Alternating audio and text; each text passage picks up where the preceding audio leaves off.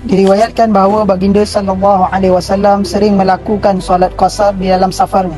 Baginda sallallahu alaihi wasallam melaksanakan setiap daripada solat zuhur, asar dan isyak dengan 2 rakaat, dan tiada riwayat yang mengatakan bahawa baginda sallallahu alaihi wasallam melakukan solat 4 rakaat ketika safar.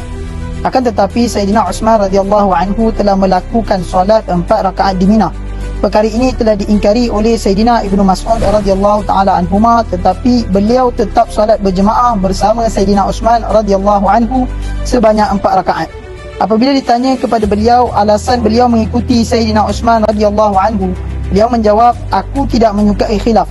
Peristiwa Amirul Mukminin Sayyidina Uthman radhiyallahu anhu melaksanakan solat 4 rakaat di Mina ini turut diriwayatkan oleh Al-Imam Bukhari rahmatullahi alaih, Imam Muslim rahmatullahi alaih dan lain-lain.